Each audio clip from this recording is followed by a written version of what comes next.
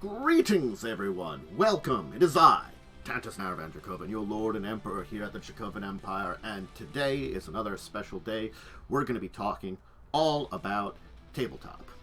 Of course, many of you join me just for that, and others join me for other things that I do, both on Twitch and YouTube. But for those of you joining me, whether you're joining me now live or joining me later on YouTube, hey, thank you for coming. Today I'm going to be talking about a topic that I actually enjoy talking about, and if you've seen a lot of my YouTube-based content from years ago, lore. I love role-playing based lore, and today is going to be the first of hopefully many episodes where I'm going to be diving into a world that I haven't touched yet when it comes to their lore, but it's one that's a really fun one to dive into. Pathfinder 2nd Edition, or Pathfinder 1st Edition in general, and the world of Golarion. Golarion is a very interesting world, and you've probably heard me talk a little bit about it if you've seen any episodes of Buccaneers of the Shackled Sea, one of my Pathfinder 1st Edition game that came out around the same time that this episode originally was being recorded. But if you haven't seen any of that or any other content I've made, it is the amalgam of Earth that Pathfinder world uses, and there are some connections to Earth and the way it is, and the history of Golarion is a very interesting one.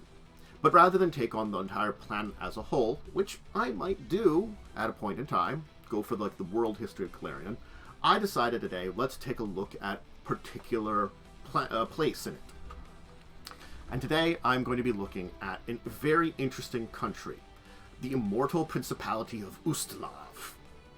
Now, the reason that I'm choosing Ustalav is it's one of the more interesting countries that I have encountered. Now, all countries and places in Golarion have an interest to them, but this one, it is a best described as kind of the old black and white horror movies with Dracula and stuff like that, put on to the extreme and the vernacular of Pathfinder. Effectively, it is a land shrouded in fog, where horrors and undead monsters lurk the shadows, and it had a large history where it was conquered by one of the most powerful and dangerous of all lich lords who sought godhood, the Whispering Tyrant himself, Tar-Baphon. So, it is a very interesting country to talk about. So, the thing about Ustalav you have to know about is it has a long, predated history. We're not going to talk about the history first. What I'm going to break down is the country itself, some basic information about it. Then we'll talk about the history. And then we'll get into a little bit more exacting with the various counties of Ustalav, because it's an important thing to talk about these counties, because Ustalav itself is a loose confederacy of these counties. And we'll talk about why it's that way. Now, the first thing you have to know about Ustalav is the country itself is a neutral evil country. What this means is, if you're talking about the general alignment of everybody kind of milled down to their average, it comes down to neutral evil. That means people are going to be kind of cruel, malicious in general, the leadership at very least. And there isn't really like a heavy pull towards the various lawful ideals and stuff. There is corruption, but the corruption doesn't overpower a need for some kind of order. So it's kind of in the middle of that area there. And Lightning does have a point there. It's not a great place to live overall. The average citizens probably are going to just end up being neutral, like most people are. Now, it is ruled over from its current capital of Caliphas by Prince Audord Ordrandi III. The thing about... now let me just do something quickly here, because I can show you off this great map of Ustalav, which I will share with everybody there. That should pop up there. So that's the map of Ustalav. We're going to keep this on here. So Caliphas is down here at the bottom on Avalon Bay. And as you can see here, it mentions the various counties of Ustalav. I will tell you now, before I get into a little bit more about Prince Ordrandi III, I'm using two sources from here. I'm using the Pathfinder book, Rule of Fear. It's a campaign setting book that is all about Ustalav. And I'm using the Pathfinder wiki as a kind of in-between. Because I don't want to go over to every detail in the book, Rule of Fear. I want to use the two combined of these to give you the best information you need to know about Ustalav. So, our good Prince Ordrandi III, well, and he is the current ruler of Ustalav. He took control, I would say, about 50 years ago. He's 77 years old. You think about it this way: the date in Golarion is going to be approximately our date now. So it's 4723. This is an easy way. Add 2,700 years to the Golarion calendar, and that's where they are in year-wise. And that's where most adventure paths come out. This is fact of information just to give you an idea of years, if I mention years, in comparison to the current timeline of Golarion. And again, this is the way to do it. Like, if an adventure path comes out this year, it's probably going to be 4723 it's taking place in. That's kind of how they do it. So, Ordrandi III was not the original heir to Ustalav. That's the important thing to say. His older brother was the one that was in charge of the country. Vlastivov Ordrandi. Vlastivov died. He had a chronic illness and died in 4674, a good amount of years ago. And so now Ordrandi has basically taken over. He was kind of put into here. He's not used to court life.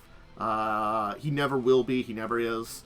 He was in a general position in the Ustalav army because that was something that his brother gave him that was honorary. And so many years of his younger life were spent in the military. And so, yeah. And the thing is, he has no legitimate heir even up till today. Though, again, there hasn't been a whole lot of extra writing in the last maybe decade. So possibly in the past decade, if Paizo wants to update it, he could have an heir now, and that's something you could actually put into the storyline if you wanted to. But as of about a decade ago, when there was a major amounts of writing and information that was kind of put in about this character, still seeking to find a wife, get an heir, because, you know, that's important. He spent a lot of time trying to continue to get Ustalav secured since he took over, and he still has a lot of troubles doing so.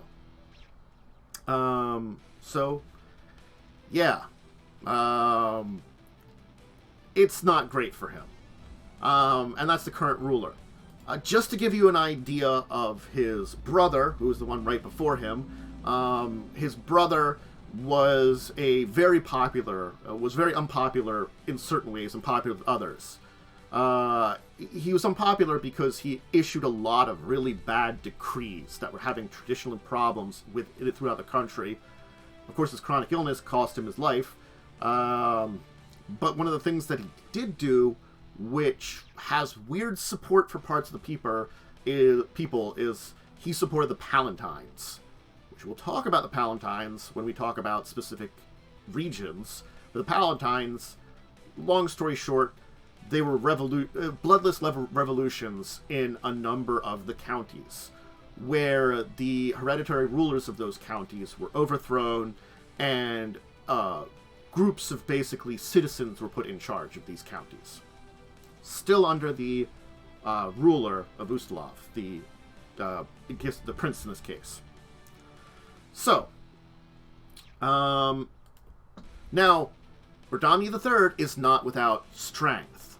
It sounds like, you know, he's got a lot of people that don't like him. His brother was relatively unpopular. The brother supported people's coups in a number of counties, which, again, in a very noble-based society, doesn't really work very well. But again, like, so he's coming into the situation where the country's unstable, there's been a lot of bad rules. His former brother advisor, Diodin, has done a good job of keeping things in check. And Diodin is a much older man who basically runs, operates two branches of the Ustalavian government. Diodin is really the only person that their secret police, the Bureau of Special Affairs, well, I would call it secret police, but it's really their information and police bureau has control over, and also has a major influence over Caliphas, the central police, the Department of Constables Investigators.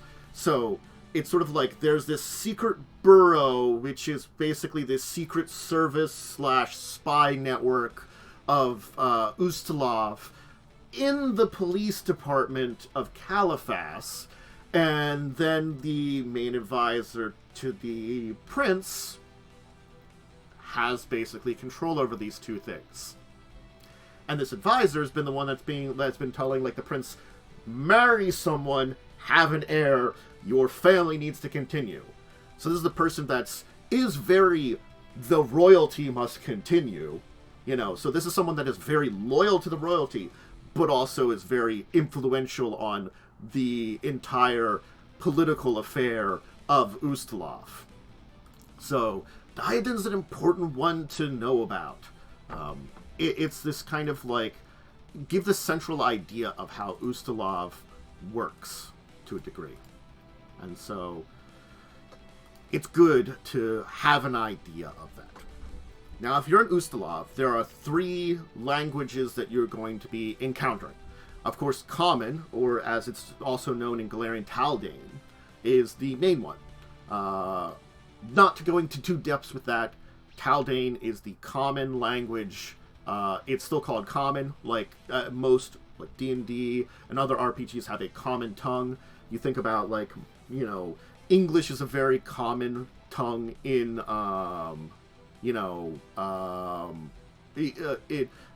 in the world here because of America's influence. So, like, though there's plenty of places that don't speak it, generally speaking, there's plenty of places that have an opportunity to know it. It's not the only common tongue in our world, but yes, and the common tongue is different for different regions. But in general, Taldane is the one for the region that Ustalav is in. So when we call it common, it's Taldane. They also speak Skald, a language of some more of the barbarian peoples, which are from some of the neighbors, and Varisian, which links back to the settlers of Ustalav, because Varisians were the original settlers. We'll talk about that too. But that also leads into the major religions of Ustalav, which are Desna, Pharasma, and Urgotha. Of course, Desna, because that was the major Varisian religion, and they brought it in. And the Pharasma and Urgotha are there because of the influence of the Whispering Tyrant. So, Ustalav as a country, since it unified, has had a king. Now, the current rulership of Ordandi III has the mantle of it, but the entire thing about that is that during the Age of the Whispering Tyrant, the current family was killed, so Prince Ordani's family, the Third's family, is kind of a related family line that was found. So it's sort of like, we went and found, searching the countryside, this branch family that had, like, maybe no good issues, and then kind of threw them in there.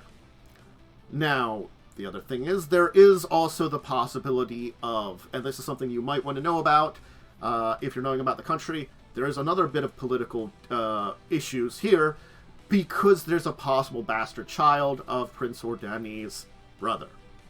Milera Calvistro was a companion to the prince. And she apparently supposedly gave birth to a bastard child. Milanerva has been disappeared. Her child, Renice Ordandi, has been adopted by the child's aunt, Countess Carmilla Carvistro, who is a major player in the country, in a way. So we have this child who's been sequestered away, who now is in his, 40s, but still been sequestered by a conniving aunt who has a lot of influence.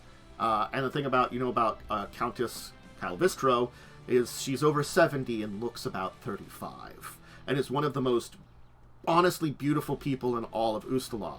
So she's very old, but also looks very young, which is... why? Maybe magic, maybe just really good genes. No one knows. But regardless, she uses this supposed heir to have a lot of influence and has still been trying to get this heir on the throne. It means that, there's been a lot of decades of power problems that have been existing in this entire thing. And, it's that issue that, the one thing that's there is that the Countess drives this. Because, Renice Ordanti has actually accepted his uncle's,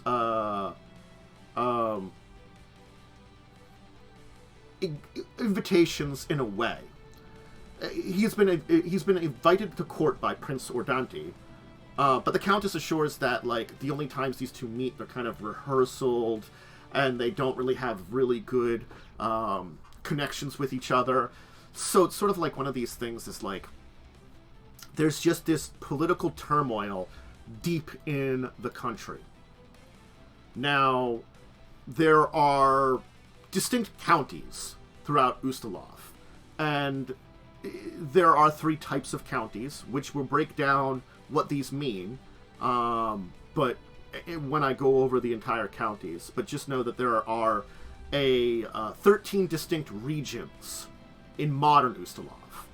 There originally were more, but some things happened, and so, we have to talk about the history to get into why they're like this here. Ustalav has to deal with basically 2 hostile neighbors. Another reason that they're very difficult in their position. They've got the orc hold of Belkazin, where the orcs have always been more tribal, savage, a lot of barbarian tendencies, a lot of violent tendencies. More calmer in recent years, but there have been times of orc invasions, and raids still do happen along the border, and that is to the west, and then to the north is the Whirlwood. Demon-infested Whirlwood to the north. Now, the events of Wrath of Righteous have occurred, the Whirlwood is in better position, there's still a lot of demons in the area.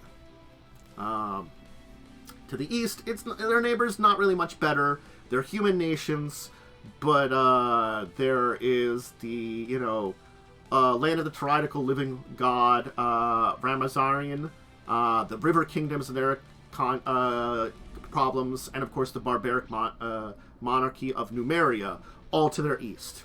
So basically they have a lot of really neighbors that have their own issues, and then they just have their own problems there. And the only people that they're really good terms with, and kind of suspicious of, is Lastwall, because Lastwall helped them get rid of the Whispering Tyrant.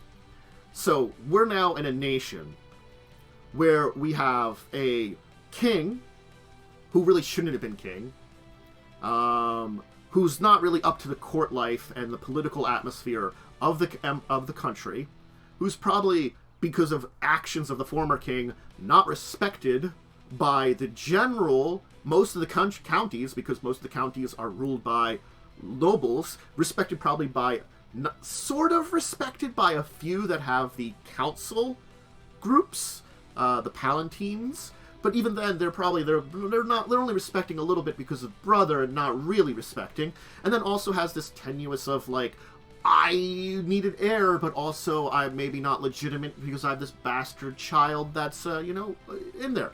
And then hostile countries. And then we have, like, the leftovers of what happened with the Whispering Tyrant. It's just this tumultuous, like, powder keg of issues going on.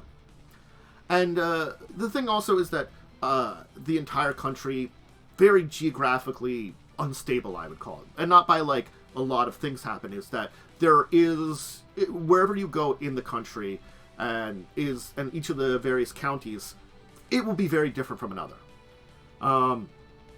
It's on the very tip of Lake Encartha, which, if you are unsure, it's one of the larger bodies of water in Vastian, the major continent, which we're kind of talking about right now. And so, it's a lot of the major nations are along the coastline, and there are a lot of big port cities there. So that's an important thing to note, is it's a major central point, and they're connected with that. And they have Avalon Bay is mostly in Ustalavian territory. And the one thing that does dominate it is the Hungry Mountains, which, if you can see on this map here, are these mountains right here in the middle. I would love to have a big ping here, but I can't really, So there are mountains right here in the center. So Avalon Bay is mostly in their control, except for a little bit about it there. So now, we've been introduced to the basics of what Ustalav is, and let's talk about who does live here for a moment, too. Of course, we have humans. Varisians were mostly human, and so the Varisian descendants are mostly humans. Doesn't mean other species don't move in here, but the main founders of this nation were, of course, humans. Now, because of the presence of course, Bazelkin and the various raids that have happened there, and the basically centuries-long, battle against many of their groups that are either aggressive or just in the area, there's a lot of half-orcs in the nation. Because there's been a mingling between the orc troops, whether it's, actual battles or various things going on. The mingling there means there's a lot of half-orcs. There's a lot of sorcerers, bloodlines that can be traced back here, mainly because of what happened during the Shining Crusade. The Shining Crusade, which was the end of the Whispering Tyrant's reign, lots of powerful magics just hit the country, both good and evil. That has had an effect of creating a lot of sorcerers. And of course, the Zugatha are one of the races in the remote corners of Ustalav that, still exist here, still remain. If you are unsure who the Zugatha are, that is the proper name of what is, in loose terms, called troglodytes. So if you've heard about the under-subterranean reptilian species of troglodyte from D&D, or from just the Pathfinder bestiary, their proper name that they call themselves is the Zugatha. And one of the very few powerful clutches of them remain in the corner of Ustalav here. They are a group that is very hostile, but they've done a good job of kind of remaining here. So they're an old race, a hostile race, but they have a bastion in a corner of Ustalav here. Now, as I said, major religions, Desna, because that's the Varisian traditions and stuff, have been there. And after what happened with Tar-Baphon, a lot of folks went to worship Pharasma, who goes anti-undead. And, of course, there was Orgotha, who revere undead, for those that liked the rulership of the Whispering Tyrant. So there's this kind of mixture of the traditional Varisian religion, which is a very good religion, the neutral religion of Pharasma, which is very undead, and of course Orgotha, who's a very evil, undead-based rulership. So now you know a little bit about Ustalav. I think before we get into history, there is one location I do want to talk about, and that is Caliphas. And before we have to talk about Caliphas, we have to talk about the original capital of Ustalav, Ardis. Artis is in the eastern region of Zodvinia. So on this map, you can see Artis is kind of right in the center of the map. Right above Lake Kavapensta. Pardon me if I pronounce things wrong. I'm going to. And was the was the original capital, and had been the capital until the current ruler's brother, Valastav or Dante, moved the capital to Califas. So, it is not a long-term thing that happened. This is something that has happened recently, is the person moved from this large city to another large city, but was a large port city. And Califas is larger than, Artis is. So, it's interesting to see that the capital was changed from this centralized place to another, also very recently. And the thing is, like, this was a place that was a haven of the elite society of arts and stuff like that, and is known to be the birthplace of the original founder of the nation. So we'll talk about that, too, in a minute. So, it's this entire thing that, it's hard to say why Prince Ordandi's brother moved it, but they did move it to Califas. So let's take a look here at Califas. I'll just move over here. This is a map of Califas with a pretty good little thing here. This is in one of the books. It just marks off some locations here. I'm not going to talk about many of the locations here. I'm not going to go into detail about Califas. If you want to use the city, go ahead and look it up.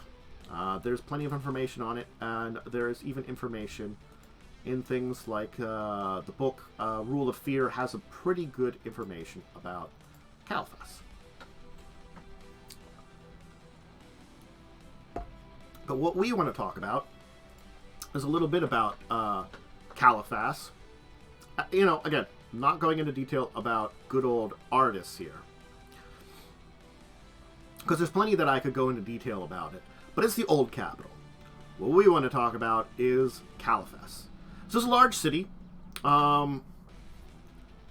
It's considered an overlord-type government, meaning that the prince basically effectively rules with an iron fist. I've talked about some of the major people here. Another one to mention is the ruler of the shadows here. Another major character, which we will talk about a little bit when we come to history, is, other than the prince, the countess, and Dwyden, is Ludwig Siervach, the Lord of the Vampires of Califas. And this is an important thing to mention, because vampires have a very heavy control, and Ludwig's vampires especially do. And the reason why is Ludwig and his vampires were a group of vampires that betrayed the Whispering Tyrant during the Shining Crusade. That is why they were basically given some leeway to remain there. And yes, Ludwig controls his vampire population with a pretty iron fist. When they get out of hand, well, he believes in basically doing a Vampire the Masquerade and stay out of sight, out of mind of the basic mortal population. Be smart about what you do. So yeah. It's a good thing to know about that. Castle, so yeah.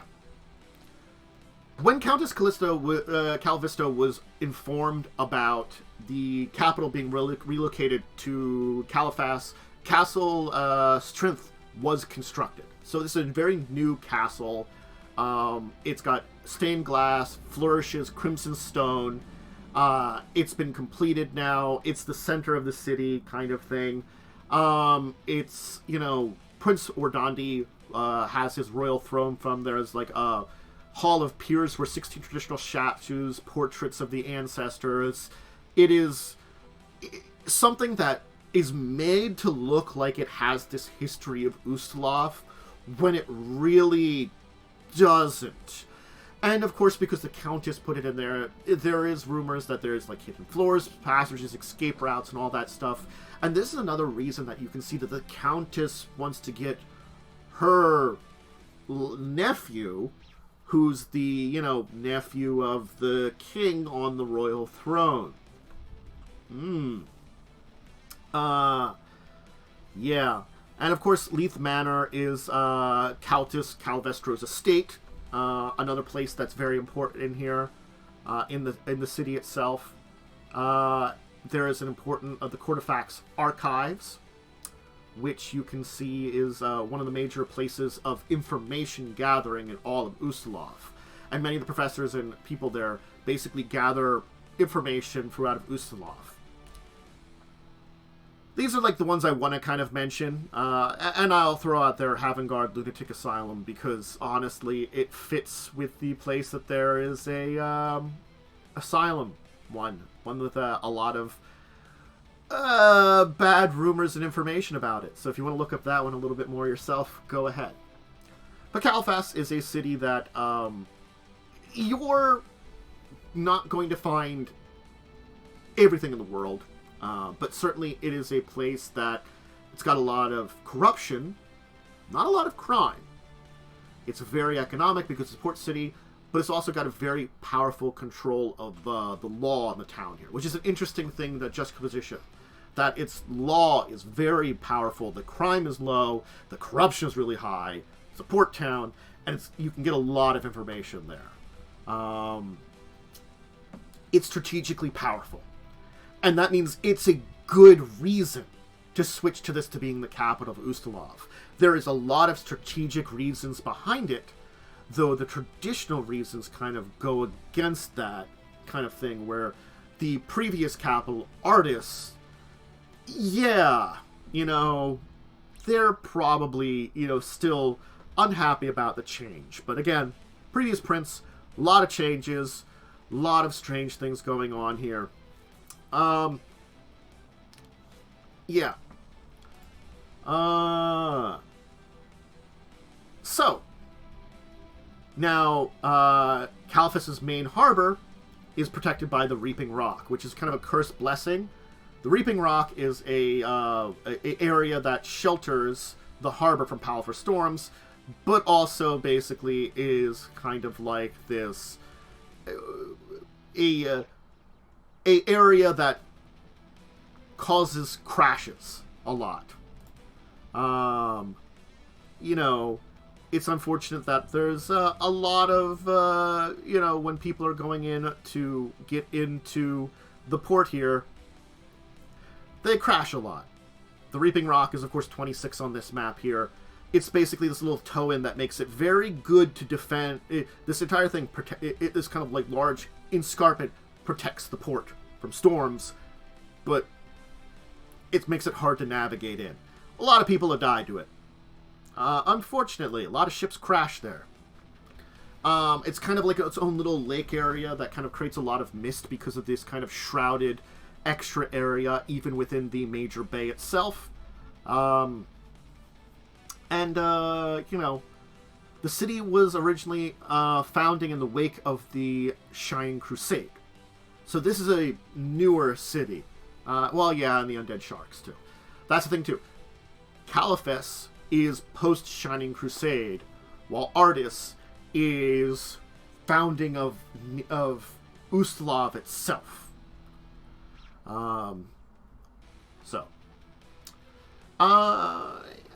Just got an idea of the major capital and a major city here. Let's talk history of Ustalav, because the history of Ustalav is a long one. And we're going to go over some of the basics. So Savidia Ustav basically went in here and north of Lake Encarthen, in the area that would become Ustalav, united the Varisian wanderers who had basically settled this land and formed the country of Ustalav. So, it's this, and that was in 2361, is when this time period is kind of assumed to be around. You know, that's when Ustalav was founded. Now, the native Kelid population was displaced during this time by the Varisians. Means that there's been tensions between the Kelids and Varisians because of that. Makes sense. And, effectively, what had happened is Ustav had defeated the Shaman King Vorstak and, used that as a situation to basically take control of the area and found Artis. And it was his family line that ruled Ustalav and named the kingdom after him, Ustav. He also was known to have personally led the forces that drove out the Death's Head tribe of orcs from the Hungry Mountains and sending them to Bezelkin, another group that was driven out. And that's when he created the initial system of counties, that he basically divided his control to his subordinates and allies, and that system would be effectively in place for quite some time here. And that's the initial history. This is the kingdom of Ustalav, as it is. This is what's known as now. This is like, we had settlers here. Parisian families that had come here during that early age. But this is the founding of a nation, and where all these settlers, driving out the orcs and the Kelids, and some Sarkonians that kind of had lived here, naming themselves king and putting themselves in charge. And this lasted for, nearly 500 years. That's an important part of it. 500 years of near peace. It wasn't until there was this threat of civil war among Ustalav's noble families that, rather than what had kind of been in place where there had been these noble families controlling various areas, King Kaldemov, who was a descendant and a member of House Ustalav, split the nation into the counties as we know now. 16 counties, which was the original number. He effectively then put every county having a major noble family in charge of it, and gave them near complete autonomy within these territories as long as they remained loyal to the crown. This was a way to ensure peace, that the system that was put in place by Ustalav, Kaldemov's ancestor, was kind of tenuous, kind of like putting a bunch of pseudo-nobles and allies in charge of areas. Oh, you go do all that stuff there, hoping they would kind of continue to rule. It lasted for 500 years, but this actually divided up Ustalav into the proper counties as you would see it now. And the thing is, again, there were 16 counties originally. Less now, we've talked about this, how, some of this has changed over the years. When we're talking about Ustalav and, how many counties there are. Well, it's 13 different ones now. Was 16 when originally Kaldemov did this. And this lasted a good number of years, too, until the Whispering Tyrant came. And we're going to have to talk about Tar-Baphon a little bit, and the Shining Crusade, and the aftermath of him with the Whispering Way. These are important things to talk about when we get into what his legacy is in Ustalav. It's important, but it was 3203. So we have the founding of Ustalav back in 2361. Then 500 years later, in 2862, actually 501 years later, we have the counties basically being formed. And then in 3203, we have the death of the kingdom of Ustalav. And that was the golden age of the kingdom of Ustalav, where it had been in this so well developed, and just the Whispering Tyrant cutting it down in its height of its power and strength. And this was, another 3.5 centuries after the 16 counties. So, Tar-Baphon. Let's talk about him just a little bit. I'm not going to go into full details on Tar-Baphon. Maybe I'll have another video where or a time when I talk about him. But he was born in 1837 in Ustalav. That's a long time ago. He's a lich. If you're asking about this is a map provided by Paizo. So I'm talking about Pathfinder, and I'm talking about Ustalav, a country in Pathfinder, and this is the map they provide of it in one of their books. I was able to get it out here and find it, the copy of it. Yep, we're talking Pathfinder. We're talking Ustalav, the country, and we're talking Tar-Baphon now, briefly, because he conquered it. He conquered it and changed the course of history for Ustalav. So, he was a spellcaster, a necromancer. And it was, a long time that he effectively kind of did his thing. He effectively died at the hands of a god. He was a wizard king. He tried to take up the mantle of the Rune Lords. Eredin, the living god, was the one that killed him. And he was dead for quite some time. He returned to life then, as a lich. And he returned in 3203. That's when he rose to power. What the history between that, hard to say. But he was killed by a god, came back as a lich. A very powerful one. And he's a Kelid. Remember, the native Kellids were driven out of Ustalav. He was born in the country that would later become Ustalav. Now you see one of the reasons he wanted to conquer Ustalav and treated it so badly. As much as he was not connected with his human side, certainly it makes sense. So, it was a fairly quick conquest of Ustalav. Whispering Tyrant returns 3203. He's back alive. He goes into Bezelkin, unites all the orc tribes.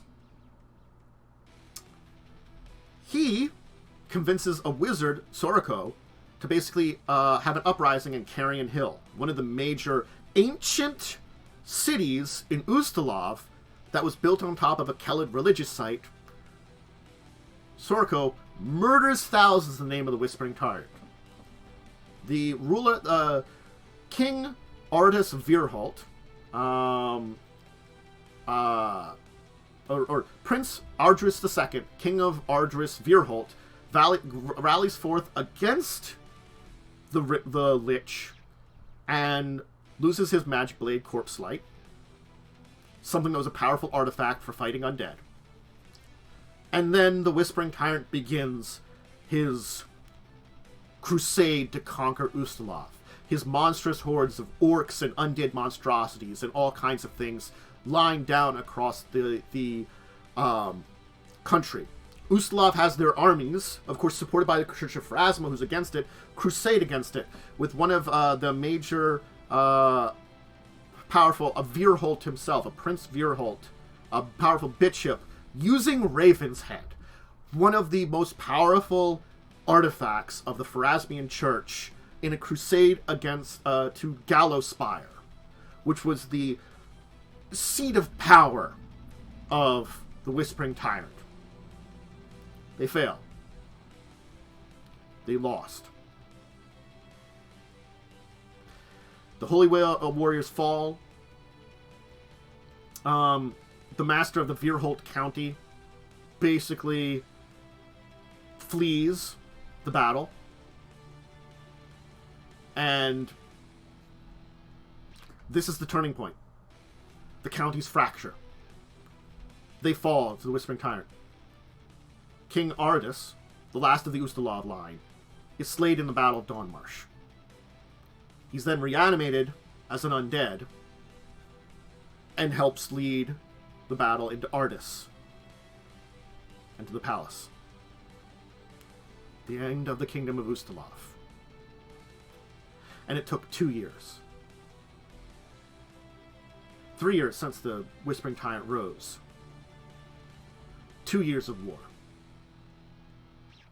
That's all it took for this powerful lich to conquer all of Ustalav.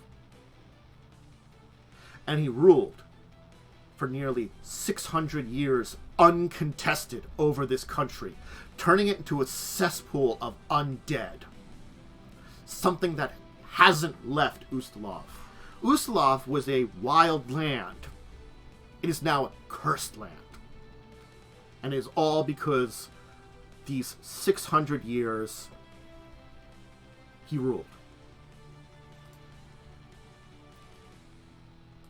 So that's Tar-Baphon in a nutshell. Killed by a god, returned as a lich, and led a powerful crusade.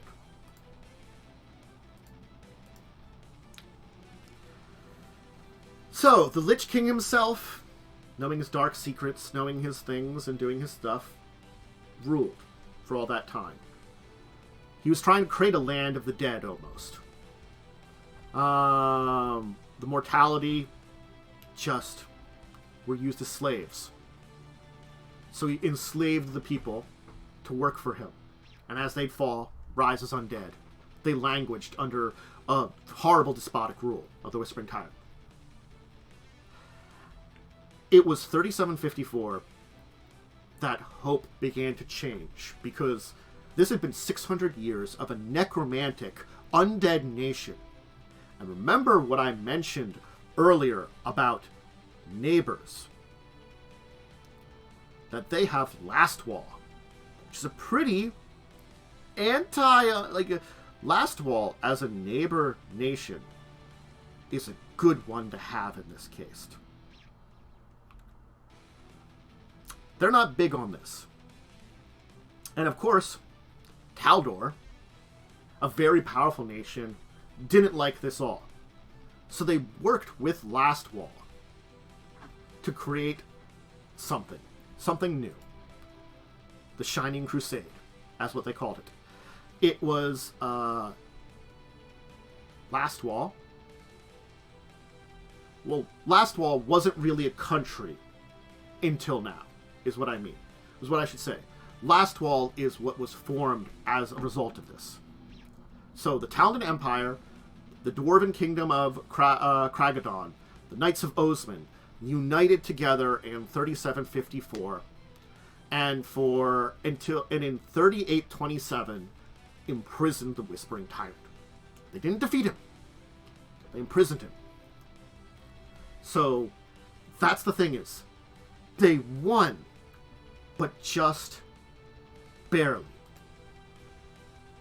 Just barely.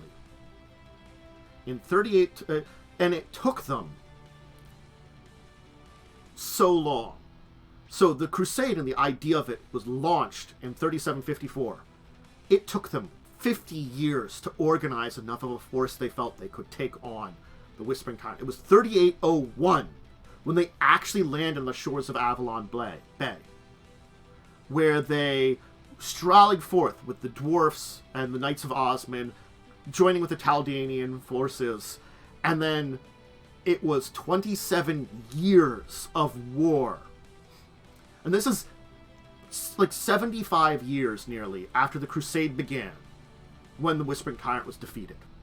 Think about that. The crusade began and they had to battle with and organize things, and they couldn't properly land in Ustalav territory for 50 years, battling on the outskirts or having the war go.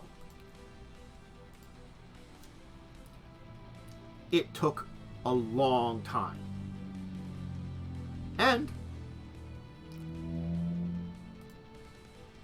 Iomade. A important thing to know about it here is Iomade, the to-be goddess. I'm sorry, god. Is it god? Goddess. Goddess. Just I have to make sure I get the...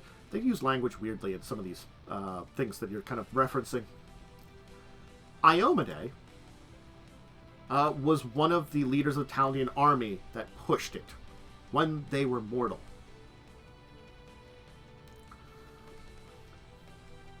So, again, they form the crusade. And then they begin the battle onto it. Attacking the forces of the Whispering Tyrant, preventing their further expansion. And they do that starting in 3754.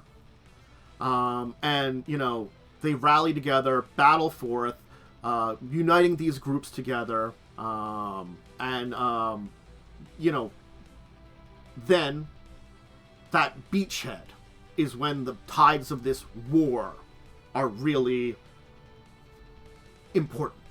Because now we've turned from battling against the expansion of the Whispering Tyrant. Because the Whispering Tyrant, of course, Ustalav isn't enough. Babalkin and the orcs isn't enough. He has to spread his influence. He has to rule the world. Conquer everything. At least rule the continent.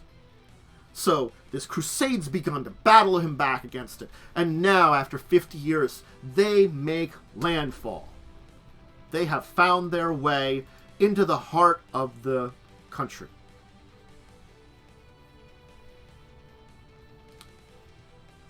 And, of course, you know,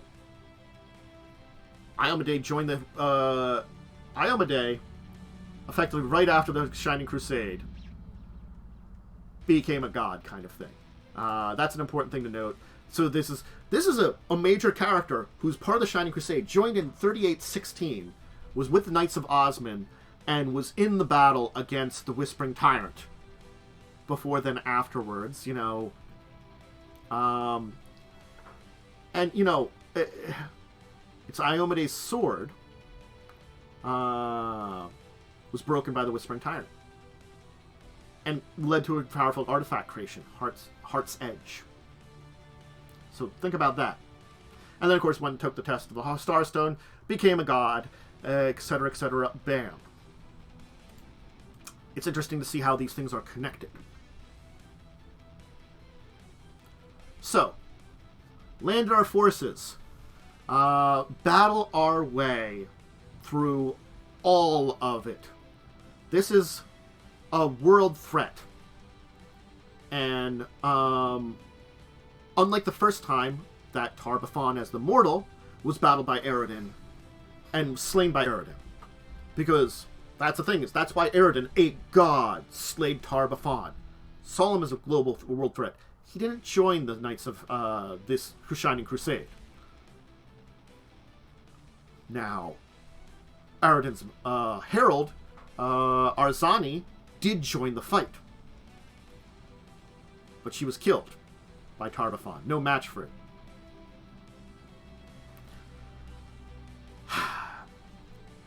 Iomade was the one that rallied the troops after this loss and continued through a number of very powerful battles until in 3827 was the last battle. The Crusades fighting the massed army of Tar-Baphon. Tar-Baphon has been battled back, has been kind of faced a number of setbacks and defeats by this crusade in this long war, and so has amassed his kind of like army into its most powerful form, drawing all his forces together to strike back and to kind of crush this crusade once and for all. Overwhelming undead army, with Tar-Baphon using his magics on his enemies. And he singled out the general of this entire thing, one General Arnestant, who's the commander of the Shining Crusade at the time. And, you know, the general was given something, though. The Shield of Aradin, a powerful artifact.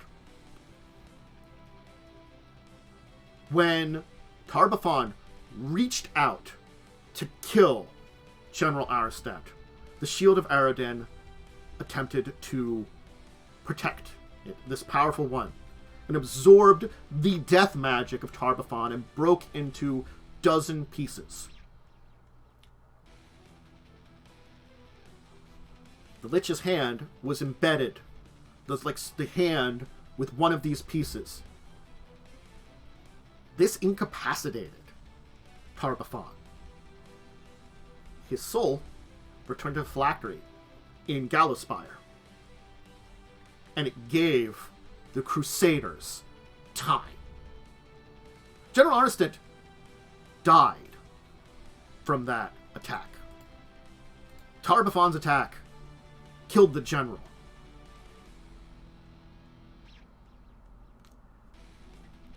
Tar-Baphon basically was doing a Indiana Jones in the Temple of Doom. Rip out Aristan's heart! Basically, like, just chilling it out. But in doing that, shattered it. The shield didn't save Aristat, per se. He still died.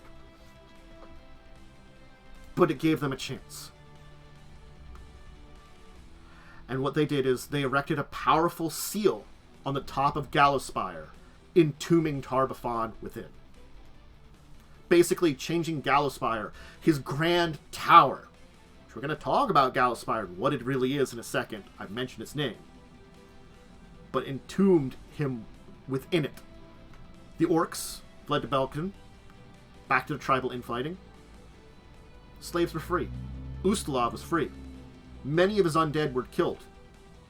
But many of his most powerful lieutenants, the generals in the Tar-Baphon's army, fled the battlefield. One of his most virulent allies, the vampire lord Malleus, who was one of the reasons there was an uprising of vampires against Tar-Baphon, was driven into his castle. The Crusaders were never able to siege it. Kind of stayed there since. Effectively, Malleus, during that 600-year period, had basically called out every vampire that would refuse to pay allegiance to Whispering Tyrant and Ustalav, except for a small group. That group, which took the opportunity of the Shining Crusade to betray the Whispering Tyrant.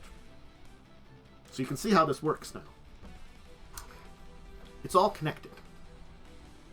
And the Shining Crusade ends. The armies kind of break apart.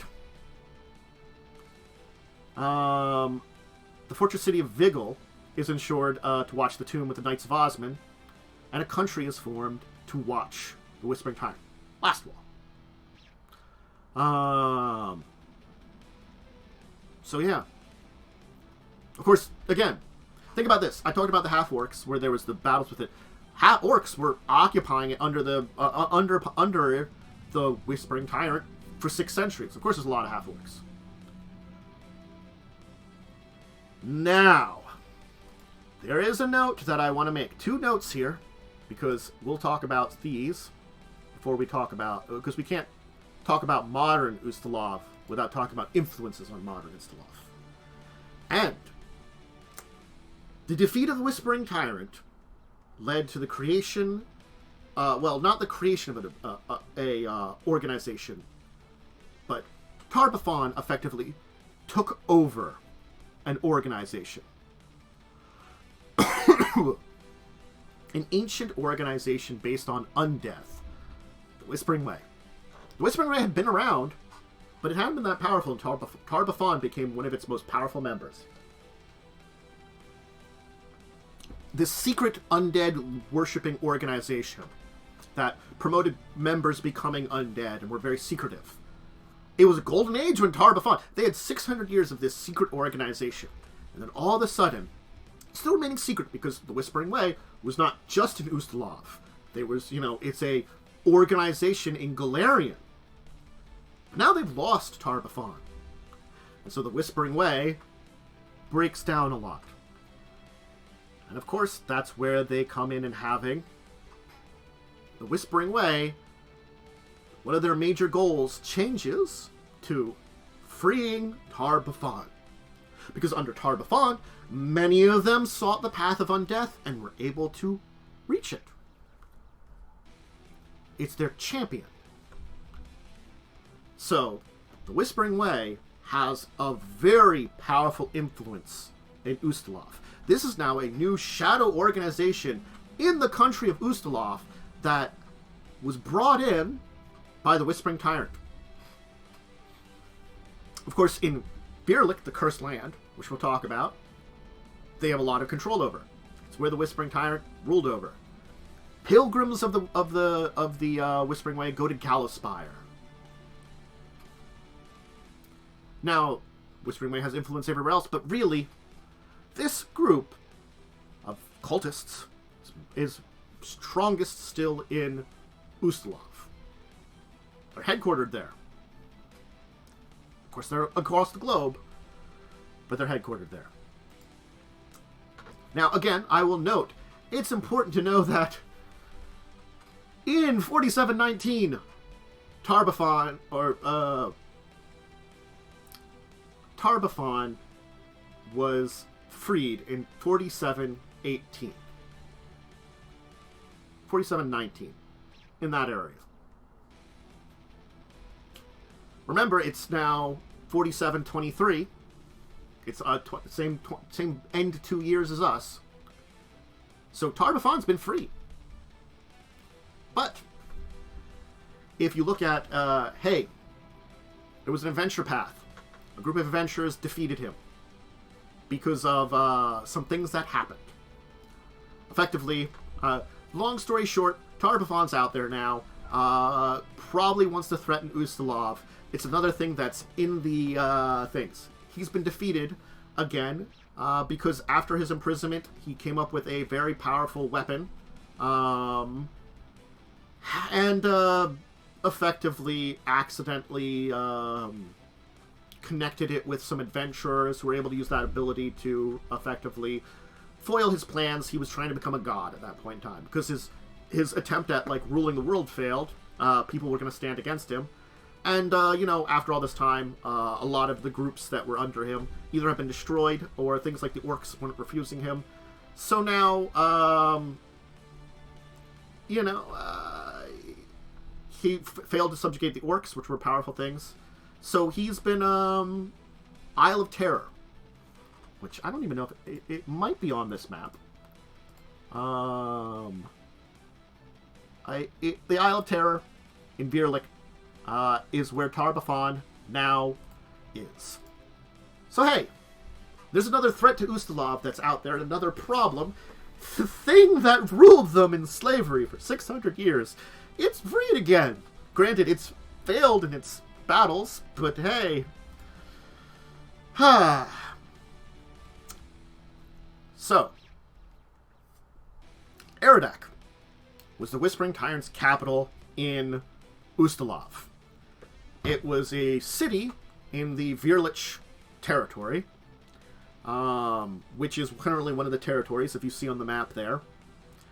And in the center of it was the Whispering Tyrant's palace, Fortress Palace, headquarters, Gallowspire. When Gallowspire is now technically destroyed because it exploded when the Whispering Tyrant got free. And it's even more evil than it was before. But it was a big old tower in the center of it where the Great Seal was, where for hundreds of years, Whispering Tyrant sealed. So now, let's talk the Immortal Principality of Ustalav, the country and its more recent history, where its more recent history is still hundreds of years. Nearly a millennia. Think about that. It's 47 now, and freedom was in 3827. That's 900 years that the immortal Principality of Ustalav has existed now. We are no longer the kingdom of Ustalav. So the thing is, the first thing that happens is Ilhelm Vist goes out and effectively tries to figure out what's left of the nobility. We've had 600 years. What the hell is left of our nobility? It's so difficult. And, Califast gets founded. Ludwig Serviage moves into Califast. There's a major Phrasman church and stuff there. A lot of things happen, in the next things. Another organization within Ustalav gets formed. The Esoteric Order of the Palatine Eye.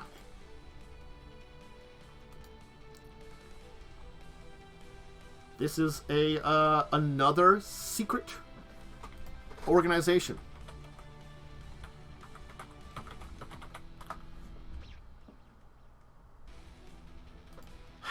And the Order of the Palatine Eye is one of those groups that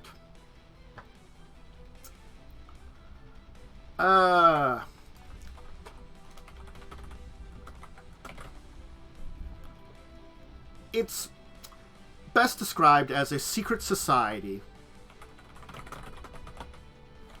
that looks to have scholar-based things. It's all about secrets, but the entire thing about the Palatine Eye is they are a Ustalavian order specifically to stand against the Whispering Way. Their creation kind of dates back very old. And it's been kind of like this tradition since the Whispering Way and Tar-Baphon moved into the entire thing. It's scholars and historians, mainly people that deal with lore and dark lore. The entire idea is they want to make sure the knowledge to fight these things, no matter what the knowledge is available. Because they know that some of the most dangerous knowledge can be used to understand your enemies and defeat them. If you know how to make a lich, how to become a lich, you know how to fight a lich. But that's dangerous knowledge to know. Now, with Tar-Baphon's release, certainly the Order of Palatine Eye is actually much more open, rather less secretive. Which, older members not big on, but newer members.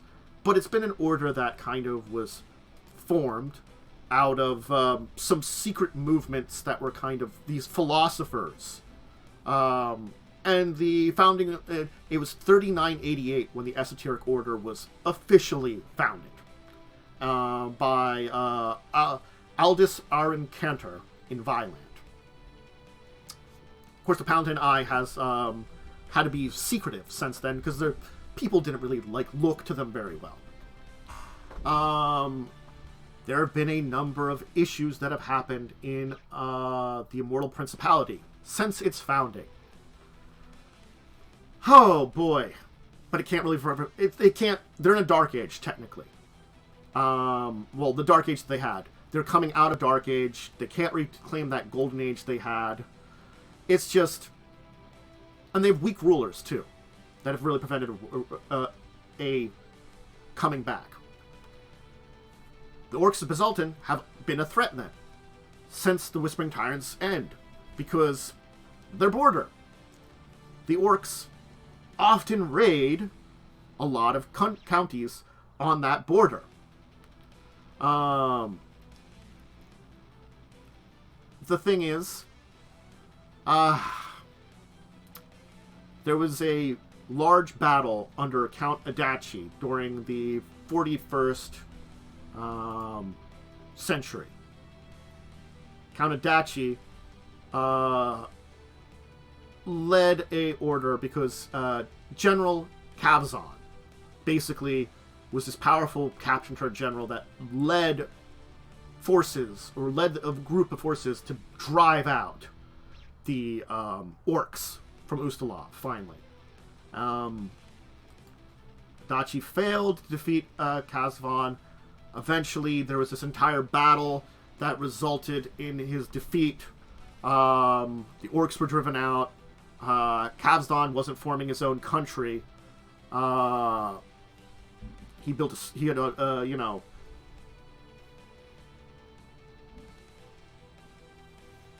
it was Kazvan basically almost made another country in Ustalav in part of this territory until the last fallen hero defeated him. So a lot of things have happened. And effectively, the country, if you want to look deeper into the history, again, I would recommend the Rules of Fear book. It goes into some of these more detailed things that have happened over the centuries. But we want to talk about some of the more modern things before we end talking history here. Because 4670 is where we want to look at next. There was a rebellion in western Ustalav. The counties of Lorazai, Tamarver, and Violin abandoned hereditary rule and adopt a cross-county parliamentary diplomacy, known as the Palatines, still loyal to the crown. This was a bloodless rebellion. This was the first sign of things to come. Of course, then the capital was moved. We get the current prince. And under the current prince, there was a civil war. So I talked about the current prince in his current situation. Guess what there was during his rule? A war without rivals. And it was effectively the Dragosvert Plains. There was competition on who claimed it. The eastern regions of the county of Ustalav, the three, Ardel, Barstoni, and Varno, led to a civil war between these three. And it had very negative effects on the territory around there. These three groups wanted the territory. And I will show you, you can see on the map where the result of this battle is. The Furrows. The Furrows is where these three groups battled with each other. So this was not a civil war with all of Ustalav. This was three of their counties battling it out.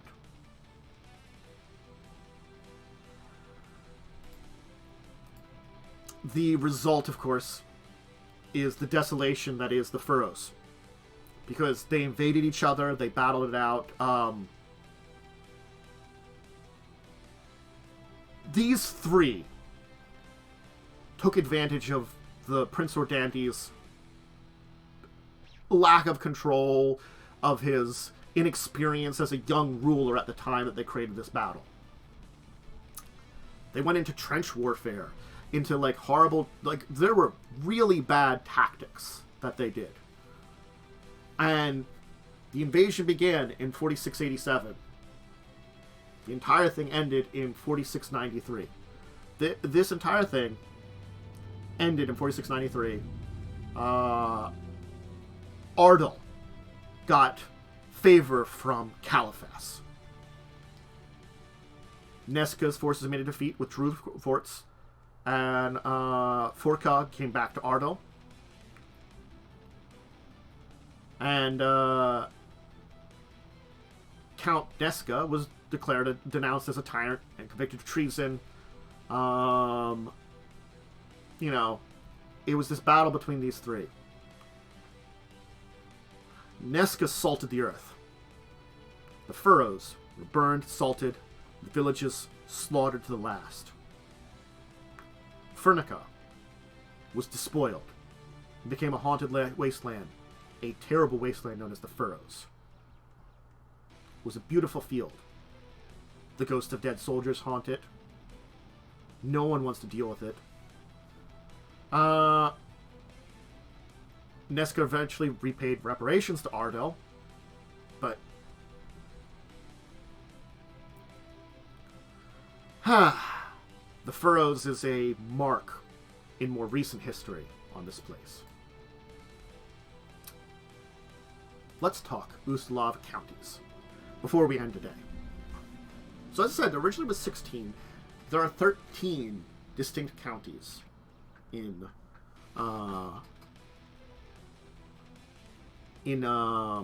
Ustalav today. They come in 3 different types. There's the Sovidia, Soyvidia, which are mostly the Eastern Ustalav, which are still ruled by noble families that have the millennia ago connection to the power that was originally there. They still hold power over their county, still give up to the prince, but they also often have influence of royal court. There are the Northwest Palatines, the ones that had the bloodless coup, which they got rid of their rulers and put in a council. There are 3 states there. And then there's Virlik, the wasteland in the southwest. When we talk Virlik, this is one of the 3 regions. It was other counties. Virlik is where Aradak is, the capital of the Whispering Tyrant. No one really lives there anymore. These were the former counties of Virholt and Groidich. They were devastated during the Whispering Tyrant's rule. The people that were there left. Virholt is completely abandoned.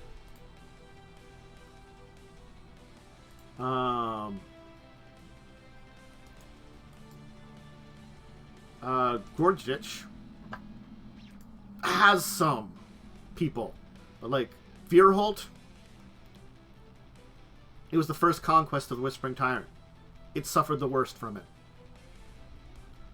And armed patrols from the last wall and undead are all that ways there. Grodrich, which was a little farther in, there have been attempts to settle some borders of it, but still not great.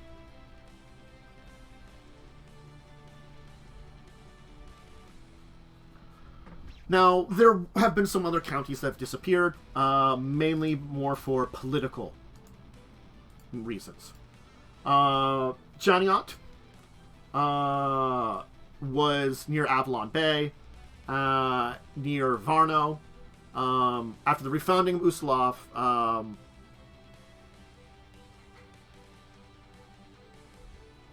the county became part of the Mriziran theocracy. Basically, they succeeded to another country, where they're no longer independent. And then the colony of Tamramian,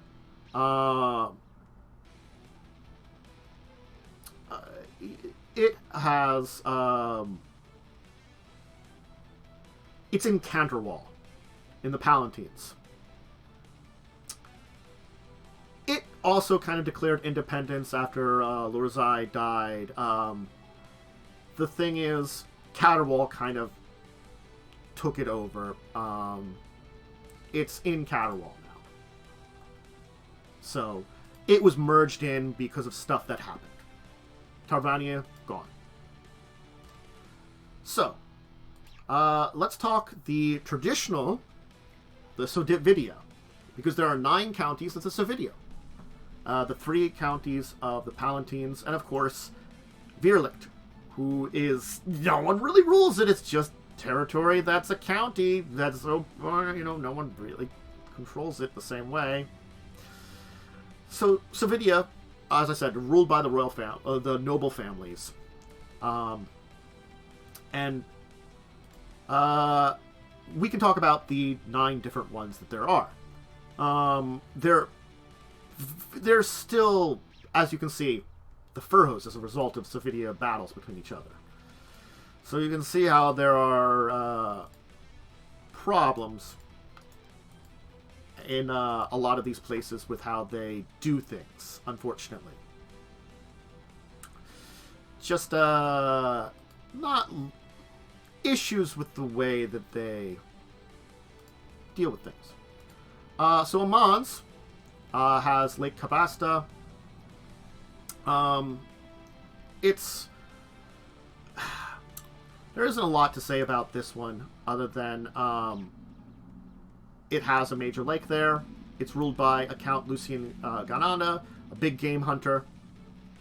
I'll kind of just go over these basically. Ardell, of course, was where the former capital was.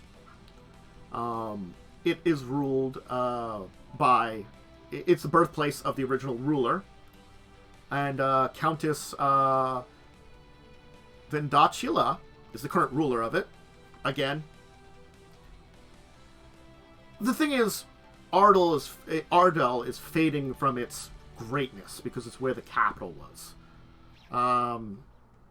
They were often probably a lot more arrogant because we're the county that has the capital. And, you know, kind of losing that a lot more nowadays. Barstoni is never been a major one. It is low-lying foothills, rocky fields. Friendly but suspicious people. They have to deal with Numeria on their one side. So. Caliphas. Hey, it's where the capital is now. The county, of course, is separate from the city. But it's where the naval force is also. Caterwall. It is that's Palatines. That's Palatines. Orlando stands against the Kellids, the Numerians, and their Sarcosis. It's one of those the counties that has dealt with a lot of castles and fortifications. Count Ordanto has been in charge of it. He's the last of the line of the Ordanto people, so he matches with his county there. Scenaria is the northeasterly one. It's got Numeria and the World Wound to deal with on the border there. You know, they've had some things with, like, swamps filled with, like, the sadistic black dragon, Cerzelia, lives there. It's got a lot of issues. And, yeah. Of course, then there's... I'll just finish these up quickly. There's Ustalar, Varno, Versex, and then let's talk the Palatine Eye ones, because I think these are ones that are a little bit more interesting because they've changed a little bit. Palatines are known for ideals and scientific advancements. So basically, they're academic nations. They bring in things from, like, Numeria. There are breakthroughs in clockwork automation, electricity, steam power, and many other fields. So think about this. These are imports, black market imports from Numeria. These are the counties that will change Ustalav. Maybe for the better. Caterwall has to deal with Bazalkin. It's the one that Temeraria merged with. It's one of the major regions in the west. Then you have Violent, which... oh, whoops. Didn't do that right. Sorry. Lorenzi is the one north of that. This is where the Shudderwood is. Shudderwood is not a great place necessarily to talk about. The Shudderwood is a very wild forest filled with werewolves and stuff. But there is the largest of all the Palatine counties. Because it has such a large... It's dominated by the Shudderwood. And of course, Vilan, which it tends to be... was the first one... the first Ustalav country to overthrow its rule was Lorazai. And this is kind of one that kind of went faster. Lepidstadt is a major city here. Count Karamak stepped down willingly. The Count of Violent. See, the other ones were forced out in bloodless coups. the ones of Viland, and of course, Last Wall. Not Last Wall, Last Wall, and man, my brain sometimes just Canterwall and Lorazai. That's what I'm not thinking about. But Violin, on the other end, Count Carmack saw the writing in the air and basically abdicated to his people because he knew they were going to do the same thing. Now, Count Carmack is still a major figure in his country. He stays out of a lot of the politics there. You know, for 40 years, since he abdicated, he's still been doing his thing. He's kind of like Schloss Karamak, his manor, away from the city of Lappenstadt. He still lives there. He basically maintained a lot of his position by stepping down. And the thing is, when there was a lot of problems going on with the county, with like some disease, civil disorder, and some murders in Lappenstadt, he helped out. And in doing so, maintained this good condition with Violent, which is very interesting. This is one of the more unique cases here. And so, like, his life really hasn't changed. He kind of has this political influence. He's looked at in a positive manner. He doesn't have the same kind of political power he actually had when he was the actual Count of Violent. But he was also, like, a person that delved into a lot of magical secrets. Gets to keep doing that. Unabated. No one questions him. No one does stuff. He effectively kept enough control because of this, in a way. Where Lorazai and Caterwall, their changeover was a lot different, you know. The Count Adachi, you know,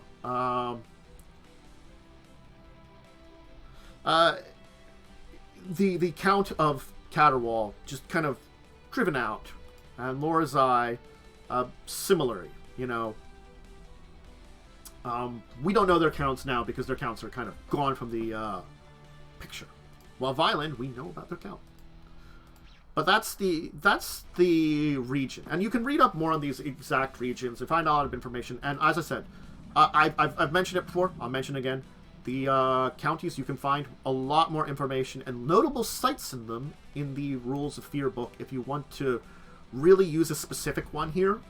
I'm just giving you a primer on these things here, like cities, locations, and stuff like that. That's going to be up to you to look into. I can actually show you a Prince Ordante. I have a picture of him. I forgot to show you that there. Here's the Whispering Tyrant. Isn't he a nice one here? It's got the copyright for Paizo Publishing on it. The symbol of the Whispering Way. And there's the Prince, the current ruler of the country. Forgot to show off those images there. You know, I forget things sometimes. Yeah. And there are some very powerful people still in a lot of these places, like Lorelei, Counterval, and stuff like that. And even Violent. And you can learn about a lot of the councils, the rulers in the book here. I mean, he'd probably not be tasty. He's, you know.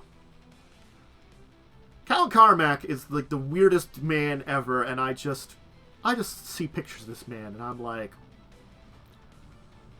that's a hell of a thing. The noble places. Anyway, I think that's about it then. This is a good, I'm reaching the end of my primer on Ustalav, so that's why I'm like, I don't know what else to talk about here. You know, I've kind of hit up all the major things that are out there, and the major locations you can kind of look into, and the history of it. There are other places, you know, other towns. Certainly there's a couple of adventures that have been throughout this map here. I can say, like, Carrion Hill, a location that there's adventures in, Thrushmoor, Ilmarsh, all are major cities that you can find that there are adventures in here. Of course, if you do look at the book Carrion Crown Adventure Path, or it's, I have to remember the name of the one with the Whispering Tyrant. Give me a second. But Carrion Crown, which is one of the original adventure paths, the Tyrant's Grasp also does deal with a lot of this. That one has Ravengrow, Lepidstadt, a bunch of these towns, deals with the Furrows, visits a lot of these cities here and things like that, and locations throughout the area. Of course, as I said, you can check them out too. I would recommend it. There's a lot of fun here, a lot of adventures that take place in Ustalav, and if you just want to use it as a setting yourself and not everything that's provided, I would say do that too. It's a very interesting history. We had this kind of like golden age cut short by this undead tyrant, ruled them for 600 years, cursed the land effectively, salted the land with undead, and now you've got this kind of cursed land where undead easily rise up. Think about that. The bag battles, the Furrows, where the earth was salted, guess what showed up there afterwards? Undead. You think that you're a cursed land, you shouldn't salt the earth. Turns out it's a terrible idea. Turns out doing a lot of terrible things results in terrible stuff happening here. And of course you have political vampires, tumultuous political affairs, 3 counties which have been overthrown of their traditional groups, which might lead to more in the future. You could deal with adventures set in that. So it's a tumultuous and interesting area to have adventures in, and honestly to visit with your players. I would highly recommend checking it out, especially if you want something that's a little bit more haunted, something that the country itself is not as... It is a neutral evil country, but they don't go out of their way for a lot of abuses. I think the thing is, like, think about this. Your land has been cursed by horrible amounts of undead. You've got horrible corrupt officials that really don't care a lot. You get some ones that are a little worse than others, and you got a mixture of, and then in the northwest, you kind of got the actual nice places to live. Save for the undead. Honestly, Lorzai, Canterwall, and Violent are actually really nice in comparison. Again, except for the undead, werewolves, and other horrible monstrosities that live there and really can't get rid of. The rest of the country kind of sucks in comparison. And then Virlik, that just, you don't want to visit Virlik. Usually. It sucks. I mean, part of it blew up now with the Whispering Tyrant being back, but he moved to, he's got his little, like, fortress where he hides away, planning things. I couldn't become a god. My armies have been defeated. I can come back for it. Hey, Lastwall's still watching him. They're still watching him. Now that he's awakened. Now they have their eyes peeled on him and just making sure, like, oh, is he trying to amass some undead forces? Boom, no. We can't get rid of him. We can't kill him. We gotta figure something out. Yeah. So, I definitely, I do not know the full story of the Tyrant's Last Grasp. It's one of those ones I have to read up on. I haven't read up on all the adventure paths. I know the basic story of them. But it's one that, hey, Whispering Tyrant, you don't kill him because he's a super powerful lich. How the fuck are you gonna do that? But they defeat him. Anyway. Anybody have any questions or anything to ask about Ustalav? I think that hits up major things. Let me move me over to the center now. I might as well be over here. There I am. Hello. Hi, everybody. I'm over here now. I got together some pictures and I forgot to use them and kind of throw through them. That's me forgetting stuff. I always like this area here because it's got such interesting groups, and it's... If you want a version of something that's close to something like, people that are familiar with, Ravenloft and, your book of, with dealing with goddamn Strahd, from 5e, you would be interested, for our, of course, dealing with this realm here. This is one of those ones that you can have encounters with him. The Curse of Strahd is a great book, and it introduces Gothic horror. This is a Gothic horror country. That's what you have to think of. It's in the situation. It's emerged from a dark age. It's Gothic horror at its best is Ustalav. So if you want a good Gothic horror for your 5e game, then Ustalav, or not your 5e, I mean your Pathfinder game, Ustalav is a great setting for it. You can get a lot of that, like, Gothic horror without a lot of the baggage that D&D comes on with Ravenloft and stuff. It's got its own baggage, and certainly there's a lot of really great stories that could be told there. A lot of crazy stories that could be told. You just kind of, like, look at some of the stuff that goes on there, and you're like, that could be a really crazy story. And there could be some good ones. So I definitely, say, like, kind of check it out and stuff if you want to. Anyway, if there are any questions, I can answer them. If not, we can kind of call it for today. I think that's everything I wanted to talk about Ustalav. This was one that I really enjoyed talking about, and certainly, like, it's hard to get all the information and express all the information I wanted to. I think I've expressed enough that I wanted to. That's always a question I have, is did I say everything I wanted to about this? I think I did. But yeah, I'll hopefully do more of these, introducing a country, and maybe I'll do some like Golarion Primer or something at some point in time, where I talk more about the general nation, the general world itself, and more about this world setting, because it's one of those things. Is like, I feel like Golarion and the Pathfinder world setting is one of the best world settings you can have. Much better than Forgotten Realms. Forgotten Realms has been developed by the guy who writes Dritz, R.L. Salvador. He's done a very good job of developing it much more than what it was from old books, but Pathfinder's world is very well developed, and I would recommend, looking into it. And if you're going to do some Pathfinder, I recommend it. It's a good one. It's a fun one. So, Paladin and Cleric in there be great. Anyway, so I'll be back tomorrow with some gaming in the morning. Expect me like 10:30. And then on Saturday, discussing tabletop in the evening. Got some cool topics, tabletop-related topics to talk about. And more of these next week. Every Tuesday and Thursday, I do these primers on tabletop stuff. So, not sure what I'll do next Tuesday. For the next one I'll do. I'll let people know. But I would love to do more of these. I'd love to do some more introductions to the actual systems and stuff, like I did with Pathfinder 2e. So, expect more, expect to enjoy them, and to learn some things. So these deep dives. Anyway, I'm going to get going. Thank you, everybody. Thank you, everybody that hung out. Anybody that's going to check this out, whether you join me live on Twitch or you're going to join me when it comes to being up on YouTube. Hope you enjoyed this, and can catch you later on.